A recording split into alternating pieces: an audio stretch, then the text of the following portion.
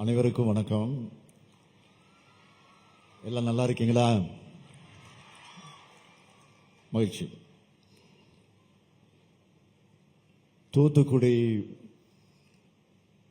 முத்து நகரம் மட்டுமல்ல, வீரபாண்டிய கட்டபொம்மனின் வீரத்துக்கும் மகாகவி பாரதியின் கவிதை தமிழுக்கும் கப்பலோட்டிய தமிழன் வ.உ.சி.யின் தியாகத்துக்கும் சொந்தமான ஊர் இந்த ஊர்.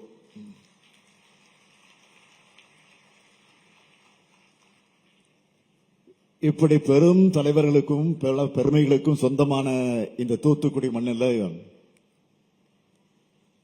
புதுமை பெண் விரிவாக்க திட்டம் எனும் மகத்தான திட்டத்தை தொடங்கி வைக்கிற விழாவிலே பங்கேற்றிருக்கக்கூடிய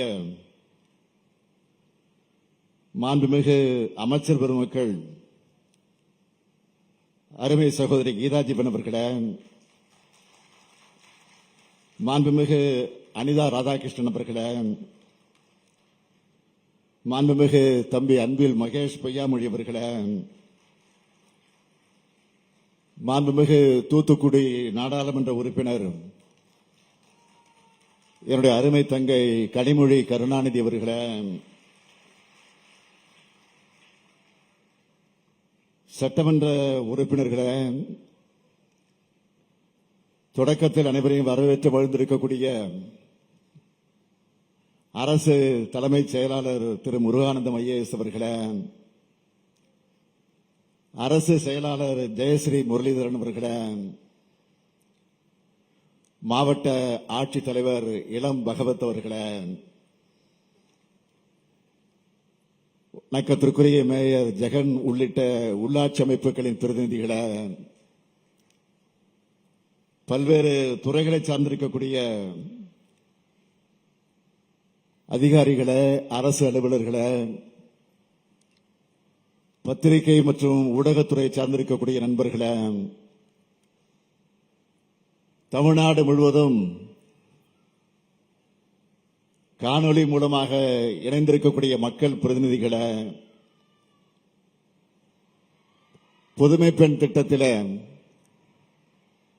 புதுசா இணைஞ்சு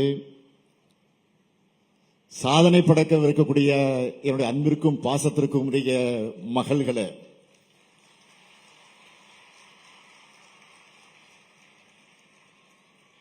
அனைவருக்கும் என்னுடைய காலை வணக்கம். இந்த அரங்கிலையும் வீடியோ கான்பரன்ஸ்லையும் 657 கல்லூரிகளை சார்ந்திருக்கக்கூடிய இத்தனை ஆயிரம் மாணவிகளை பார்க்கும்போது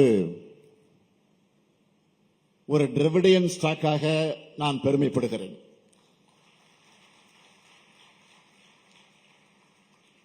இதற்கு நேர் எதிராக இன்னொரு ஸ்டாக் இருக்கு. நம்மள சாதி மதம்னு சொல்லி பிரிக்க நினைக்கிற ஸ்டாக். வளர்ச்சியை பத்தி யோசிக்காம வன்முறை எண்ணத்தை தூண்டிவிடக்கூடிய வன்மம் பிடிச்ச ஸ்டாக். பெண்கள்னா வீட்டில் தான் இருக்கணும், கடைசி வர ஒருத்தரை சார்ந்து இருக்கணும்னு மனுவாத சிந்தனைய இந்த காலத்திலையும் பேசிட்டு திரிகிற எக்ஸ்பிரையான ஸ்டாக் அது. அப்படிப்பட்டவங்கிட்ட இருந்து தப்பிச்சு இன்னைக்கு தமிழ்நாட்டு பெண்கள் இந்தியாவிலேயே டாப்பாக இருக்கீங்க. மார்க் வாங்கறதுல தமிழ்நாட்டு பொண்ணுங்க டாப். நாட்டிலேயே உயர் கல்வியில அதிகமாக சேர்றதுலயும் நீங்க தான் டாப்.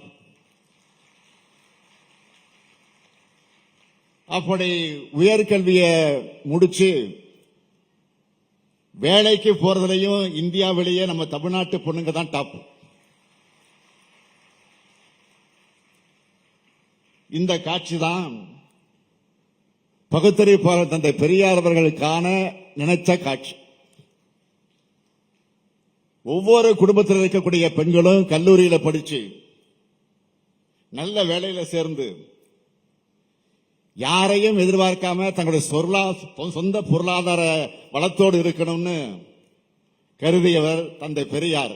அது அவரது கனவு. மூடப்பட்டிருந்த கல்வி கதவுகள் திறக்கப்பட்டு நாம் எல்லாம் கல்விச்சாலைகளுக்கு வர தொடங்கினப்போ தந்தை பெரியார் என்ன சொன்னார் தெரியுமா? பெருந்தலைவர் காமராஜர் கல்வி கண்ணை திறந்தார். கலைஞர் அவர்களது ஆட்சியை எழுந்து நடக்க வைக்கணும்னு சொன்னார். இன்னைக்கு இந்த நிகழ்ச்சியை கல்வி கண் திறந்த பெருந்தலைவர் காமராஜர் அவர்கள் பெயரால் அமைந்திருக்கக்கூடிய இந்த கல்லூரியில் நடக்கிறது மிக மிக பெருமைக்குரியது, மகிழ்ச்சிக்குரியது.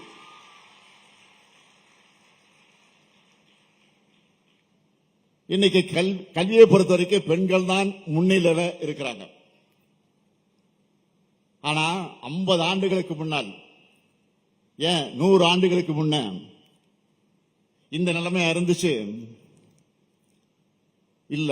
சமூக ரீதியா, பாலின ரீதியா படிப்புக்கு தடை கற்கள் இருந்துச்சு. 1911ஆம் ஆண்டு எழுத்தறிவு பெறாதவங்களோட எண்ணிக்கை எவ்வளவு தெரியுமா? 94 விழுக்காடு. 1921 92 விழுக்காடு. இந்திய பெண்கள்ல 100 பேர்ல 2 பேருக்கு மட்டும்தான் அன்றைய காலத்தில் எழுத படிக்க தெரியும். பள்ளிகளும் கல்லூரிகளும் இந்த அளவுக்கு இல்ல. பெண்களை படிக்க வச்சா பண்பாட்டை இழந்துடுவாங்க என்ற மூடத்தனமும் பிற்போக்குத்தனங்களும் சனமும் கோலோச்சன காலம் அந்த காலம். அதை மாத்தி படிச்சா அறிவு வரும் என்ற தன்னம்பிக்கை வரும்னு புரிய வச்சு கல்வி கனவை எல்லோருக்கும் திறந்து விட்ட ஆட்சிதான் நீதி கட்சி ஆட்சி. 9/3/1923 அன்று ஒரு அரசாணையை வெளியிட்டு அதுபடி அனைத்து மக்களும் கட்டாய கல்வியை வழங்கணும்னு சட்டமாக்கினது நீதி கட்சி அரசு.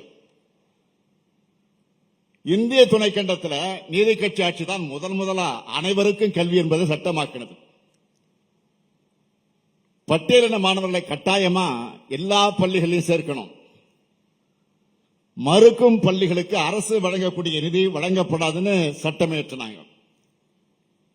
இதெல்லாம் நான் ஏன் சொல்றேன்னா, வந்த பாதைய மறக்காம இருந்தாதான் வழி தவறிடாம முன்னேறி போகிட முடியும்.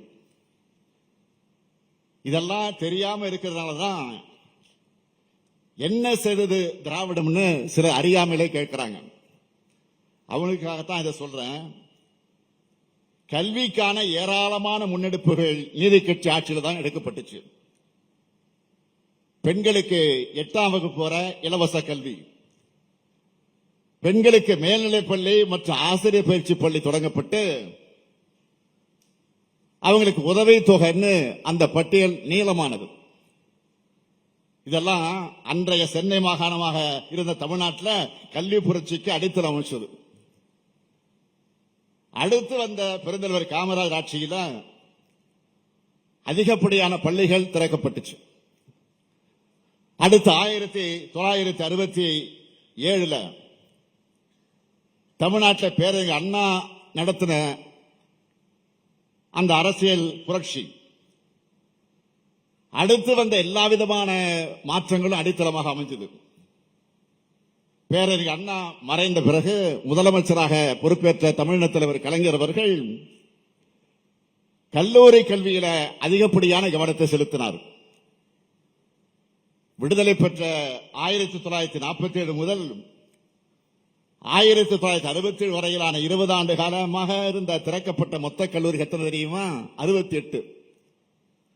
ஆனா தலைவர் கலைஞர் முதலமைச்சராக இருந்த 69 முதல் 1969 முதல் 75 வரை காலகட்டத்தில் மட்டும் 97 அரசு கல்லூரிகளை திறந்தார். புகுமுக கல்லூரி வகுப்பு வரை இலவச கல்வின்னு கலைஞர் அறிவித்த பிறகுதான் பல்லாயிரக்கணக்கானோர் பள்ளிகள் நோக்கி வந்தாங்க. தலைவர் கலைஞர் தான் மருத்துவம், சட்டம், தமிழ்நயம், கால்நடை ஆகியவற்றுக்கு தனித்தனி பல்கலைக்கழகங்களை உருவாக்கினார். நெல்லை மனோன்மணியம் சுந்தரனார், சேலம் பெரியார் பல்கலைக்கழகங்களை உருவாக்கினார். ஏராளமான மருத்துவக் கல்லூரிகளை உருவாக்கி தலைசிறந்த மருத்துவ கட்டமைப்பை வித்திட்டார். அதனால்தான் இந்தியாவிலேயே மருத்துவர்கள் வீதத்தில் தமிழ்நாடு நம்பர் 1 இருக்கு. இந்த வரிசையில கல்லூரி கல்விக்கும் உயர்கல்விக்கும் ஆராய்ச்சி கல்விக்கும் நம்ம திராவிட மாடல் அரசு முக்கியத்துவம் கொடுத்து வரோம். பெண்களுக்கு நேரடியாக பணத்தை கொண்டு சேர்த்து அவங்களுக்கான பொருளாதார விடுதலையும் சமூக விடுதலையும் உறுதி செய்யறோம். கலைஞர் மகளிர் உரிமை திட்டத்தில் மாதந்தோறும் குடும்ப தலைவிகளுக்கு 1000 ரூபாய் கொடுக்கிறோம். அது அவங்க குழந்தைகளுக்கான செலவு, சிறு சேமிப்புகள், முதலீடுகளை செய்யறாங்க. படிப்புக்காகவும் வேலைக்காகவும் வெளியூருக்கு போற பெண்கள் தினசரி பயணத்துக்கு ஒரு குறிப்பிட்ட தொகையை மாதந்தோறும் செல்ல வேண்டிய அவசியம் இருக்கும். அந்த சுமையை குறைச்சு கட்டணமில்லா விடியல் பயணம் திட்டத்தால் இதுவரை 527 கோடி பயணங்கள் மேற்கொள்ளப்பட்டிருக்கு. வேலைக்கு போற பெண்கள் வெளியூர்ல பாதுகாப்பா எல்லா வசதிகளோடு தங்குவதற்கு ஹாஸ்டல், தோழி விடுதிகள், மகளிர் சுய உதவி குழுக்களுக்கு கடன் உதவி, எண்ணற்ற மகளிர் திட்டங்களை இன்றைக்கு நிறைவேற்றி வருகிறோம். இந்த வரிசையில் தான் புதுமை பெண் திட்டத்தையும் உருவாக்கினோம். இது 2021 தேர்தல் வாக்குறுதியில் சொல்லப்படாத திட்டம். இது பெரும் அளவில் தொடர்ந்து நிதி ஒதுக்க வேண்டிய தேவையுள்ள திட்டம். ஆனால் இது தொடங்கியதுன்னு உறுதியா இருந்தன. ஏன் தெரியுமா? தமிழ்நாட்டில் அரசு பள்ளிகளில் படிக்கிற மாணவர்கள் உயர்கல்வி சேர்க்க குறைவா இருக்கிறதா புள்ளி விவரங்களை பார்த்தேன். மேல் படிப்பு படிக்க திறமையும் மனசு இருந்தாலும் பணம் இல்லாததால படிப்பை கைவிடுறாங்கன்னு தெரிஞ்சுக்கிட்டு நான் வருத்தப்படைஞ்சேன். அப்போதுதான் மூவலூர் ராமாமிர்தம் அம்மையார் உயர்கல்வி திட்டம் எனும் புதுமை பெண் திட்டத்தை நான் உருவாக்கினேன். இதனால அரசு பள்ளிகளில் 6ஆம் வகுப்பு முதல் 12ஆம் வகுப்பு வரை படிச்சு மேற்படிப்பு சேர்ற அனைத்து மாணவிகளுக்கு மாதம் 1000 ரூபாய் அவங்க வங்கி கணக்கில் நேரடியாக செலுத்தப்பட்டுக் கொண்டிருக்கு. முதற்கட்டமா 5/9/2022 வடசென்னை பாரதி மகளிர் கல்லூரியிலும், 2ஆம் கட்டமா 8/2/2023 திருவள்ளூர் பட்டாபிராமத்திலும் அங்க இருக்கக்கூடிய கல்லூரியில் இதை துவக்கி வச்சேன். புதுமை பெண் திட்டம் தொடங்குறது காலத்திலிருந்து இப்ப வரைக்கும் கலை, அறிவியல், பொறியியல், தொழிற்படிப்பு, மருத்துவக் கல்லூரியில் படிக்கிற மாணவிகள் உட்பட சுமார் 4,25,000 மாணவிகள் பயனடைந்திருக்கிறாங்க. இந்த திட்டம் தொடங்கப்பட்டது முதல் மாணவிகளுக்கு ஊக்கத்தொகையாக 590 கோடியே 66 லட்சம் ரூபாய் வழங்கப்பட்டிருக்கு. இதை அரசுக்கு செலவினமாக கருதாம ஒரு தந்தைக்குரிய கடமையா பெண் குழந்தையோட கல்விக்கான மூலதனமாகத்தான் நான் பார்க்கிறேன். சில நாட்களுக்கு முன்னால இங்க தலைமைச் செயலாளர் கூட வரவேற்புரை ஆற்றுகிற போது குறிப்பிட்டு சொன்னார். மாநில திட்டக்குழுவுடைய துணைத் தலைவர் பேராசிரியர் ஜெயரஞ்சன் அவர்கள் ஒரு அறிக்கையை கொண்டு வந்து என்னிடத்தில் கொடுத்தார். அதுல தமிழ்நாடு அரசினுடைய திட்டங்கள் எந்த அளவுக்கு பயனுள்ளதா அமைஞ்சிருக்குன்னு ஆய்வுகள் முடிவுகள் எல்லாம் அதுல சொல்லியிருந்தாங்க. புதுமை பெண் திட்டத்தை பத்தி என்ன சொல்லியிருக்காங்க என்பதை நான் ஆர்வமாக எடுத்து படிச்சு பார்த்தேன். அதை படிச்சப்போ எனக்கு மனநிறைவா இருந்துச்சு. மாதந்தோறும் நம்ம 1000 ரூபாய் வழங்குறதுனால ஆண்டுக்கு ஆண்டு கல்லூரிகளில் மாணவிகளை கூடுதலாக சேர தொடங்கி இருக்கிறாங்க என்கிற விவரம் அறிக்கை இருந்துச்சு. நாங்க இந்த திட்டத்தை உருவாக்கின நோக்கம் நிறைவேறிச்சு, நான் பெருமைப்பட்டேன். பணம் இல்லாம படிப்பு நிறுத்தின பல்லாயிரம் மாணவியர்கள் கல்லூரியை நோக்கி வர தொடங்கி இருக்காங்க. உங்களுடைய படிப்புக்கு மட்டுமல்ல, எந்த தடை வந்தாலும் அதை நான் உடைப்பேன். மாணவிகளுக்கு மட்டும்தானா, மாணவர்களுக்கு இல்லையா அப்படின்னு மாணவர்கள் கேட்டாங்க. முந்தைய ஆட்சியாளருடைய நிர்வாக திறமையின்மையால் ஏற்பட்ட நிதி நெருக்கடி ஒரு பக்கம், ஒத்துழைப்பு தராத ஒன்றிய அரசு அது ஏற்படுத்துகிற சிக்கல் அது ஒரு பக்கம், ஆனா அதை பத்தி கவலைப்படாம தமிழ் புதல்வன் திட்டத்தை நாங்கள் தொடங்கணும். மாணவர்களுக்காக தமிழ் புதல்வன் திட்டத்தை தொடங்கணும். எந்த அப்பாவும் தன்னுடைய பிள்ளைகளுடைய படிப்பு செலவுக்கு கணக்கு பார்க்க மாட்டாங்க. அப்படித்தான் உயர்கல்விக்கான திட்டங்களாக எந்த நெருக்கடி இருந்தாலும் அதை நிறைவேற்றியே தீருவேன். கடந்த 9/8/2024 அன்று கோயம்புத்தூர் மாவட்டத்தில் அரசு கலைக்கல்லூரியில தமிழ் புதல்வன் திட்டத்தை நாங்க தொடங்கணும். அதை தொடங்கினதிலிருந்து சுமார் 3,52,000 மாணவர்கள் பயனடைஞ்சு வராங்க. இன்று வரை மாணவர்களுக்கு உதவித்தொகையாக 143 கோடியே 41 லட்சம் ரூபாய் வழங்கப்பட்டிருக்கு. 360 கோடி ரூபாயை இந்த திட்டத்துக்காக ஒதுக்கீடு செஞ்சிருக்கோம். அடுத்து அரசு பள்ளி மாணவியருக்கு மட்டும்தானா? அரசு உதவி பெறக்கூடிய பள்ளியிலே படிக்கிற மாணவர்களுக்கு கிடையாதான்னு ஒரு கோரிக்கை வச்சாங்க. அரசு உதவி பெறக்கூடிய பள்ளியில படிச்சு உயர்கல்வியில சேரக்கூடிய மாணவியருக்கும் மாதந்தோறும் 1000 ரூபாய் வழங்குற வகையில இன்னைக்கு புதுமை பெண் திட்டத்தை விரிவுபடுத்தி இருக்கிறோம். இந்த திட்டத்தின் மூலம் தமிழ்நாடு முழுவதும் சுமார் 75,000 மாணவிகளுக்கு உதவித்தொகை வழங்க போறோம். பட்டங்கள் ஆள்வதும் சட்டங்கள் செய்வதும் பாரினில் பெண்கள் நடந்து வந்தோம். 8 அறிவினில் ஆணுக்கு இங்கே பெண் இழப்பில்லை கான் என்று கும்மியடி என புதுமை பெண்கள் குறித்து பாரதி கண்ட கனவை புதுமை பெண் திட்டம் மூலமாக நம்ம திராவிட மாடல் அரசு நனவாக்கி இருக்கு. இதோட நோக்கம் பள்ளியோட படிப்பை நிறுத்த வேண்டிய சூழலில் இருக்கக்கூடிய மாணவிகளுக்கு நம்ம ஆட்சியில மாதந்தோறும் 1000 ரூபாய் கிடைக்கிறதுனால அவர்கள் கல்லூரிக்கு நுழைகிறார்கள். ஒரு ஆண் கல்லூரிக்குள் நுழைஞ்சா அது கல்வி வளர்ச்சி, அதுவே ஒரு பெண் கல்லூரிக்கு நுழைஞ்சா அது சமூக புரட்சி. அந்த வகையில் புதுமை பெண் திட்டத்தால் தமிழ்நாட்டில் உயர்கல்வி முடிக்கிற பெண்களுடைய எண்ணிக்கை இன்னும் இன்னும் அதிகமாகும். அறிவுத்திறன் கூடும், திறமைசாலைகள் அதிகமாக உருவாகுவாங்க. அதன் காரணமாக நம்ம தமிழ்நாட்டை தேடி உலக முன்னணி நிறுவனங்கள் தொழில் தொடங்க வருவாங்க. ரொம்ப முக்கியமா பாலின சமத்துவம் ஏற்படும், குழந்தை திருமணங்கள் குறையும், பெண்கள் அதிகாரம் பெறுவாங்க, பெண்கள் படிப்பால அவர்கள் தலைமுறையே காக்கப்படும். இந்த ஒரு திட்டத்தால இத்தனை பயன்கள் கிடைக்குது. கல்வி இல்லாத பெண்கள் கலநலம் என்றார் புரட்சி கவிஞர் பாரதிதாசன். உயர்கல்வி பெறாத பெண்களே தமிழ்நாட்டில் இல்ல என்ற நிலையை உருவாக்காமல் நான் ஓய மாட்டேன். நான் என்றால் தனிப்பட்ட நான் கிடையாது. என்னை ஏற்கும் தலைவர்களும் அவங்க என்னுள் விதைச்சிருக்கக்கூடிய கொள்கையிலும் தான் காரணம். நம்ம திராவிட மாடல் அரசோட ஒவ்வொரு திட்டமும் ஒவ்வொரு வகையில இந்தியாவுக்கு முன்மாதிரியாக அமையுது. அப்படியான திட்டம் தான் முதலமைச்சருடைய காலை உணவு திட்டம். சுமார் 20 லட்சம் பேர் பள்ளி குழந்தைகள் பசியின்றி சுவையான காலை உணவை சாப்பிடுறாங்க. அது மட்டுமல்ல, கடந்த மாதம் நம்முடைய மாண்புமிகு பிரதமர் அவர்கள் தலைமையில் நடந்த தலைமைச் செயலாளர்கள் கூட்டம். அந்த கூட்டத்தில் என்னோட கனவு திட்டமான நான் முதல்வன் திட்டத்தை எல்லாரும் பாராட்டி பேசியிருக்கிறாங்க. பெரிய பாராட்டு பெற்றிருக்கிறது. தமிழ்நாட்டு இளைஞர்களை திறன்மிக்கவங்களாக உயர்த்தக்கூடிய நான் முதல்வன் திட்டத்தை நீங்களும் பயன்படுத்திக்கீங்க. இப்படி பல்வேறு திட்டங்களை உங்க எதிர்காலத்துக்காக செயல்படுத்துகிறோம்.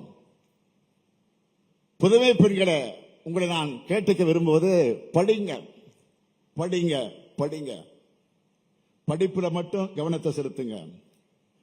உங்களுக்கு தேவையான எல்லாத்தையும் செய்து தர நான் இருக்கேன், நம்ம அரசு இருக்கு. ஒரு பட்டத்தோட நிறுத்திக்காதீங்க. மேலும் மேலும் உயர்கல்வி ஆராய்ச்சி கல்வி வர படிங்க. உங்களுக்கு தகுதிக்கேற்ற வேலையை உறுதியா உங்களுக்கு கிடைக்கும். இது போட்டிகள் நிறைந்த உலகம். இது அதனால பட்டங்களை தாண்டின தனித்திறமைகள் அவசியம். திருமணத்திற்கு பிறகு வீட்டில் முடங்கிடாம வேலைக்கு சென்று பணியாற்றுங்க. உங்க கல்வி உங்களுக்கு உங்க குடும்பத்துக்கு மட்டும் பயன் தரக்கூடியதா இருக்கக்கூடாது. சமூகம் உங்களால் பயனடைய அளவுக்கு நீங்கள் உயரங்கள் அடையணும். இன்று 1000 ரூபாய் பெறக்கூடிய நீங்கள் நாளை உங்களைப் போல பலருக்கு உதவணும், வழிகாட்டணும். நீங்க என்னைக்காவது என்னை சந்திச்சு புதுமை பெண் திட்டத்தால பயன்பெற்ற நான் இப்ப இந்த நிலையில இருக்கிறேன்னு சொன்னா அதுதான் எனக்கு பெரும் மகிழ்ச்சி, எனக்கு பெரிய பெருமை. என்னுடைய காலத்துக்கு பிறகும் என் பெயர் சொல்லும் பிள்ளைகள் நீங்கள் எல்லாம் இருக்கணும். புதுமை பெண்களாம் என் மகள்கள் அனைவருக்கும் ஆங்கில புத்தாண்டு மற்றும் தமிழர் திருநாள் பொங்கல் வாழ்த்துக்களை தெரிவித்து விடைபெறுகிறேன். நன்றி, வணக்கம்.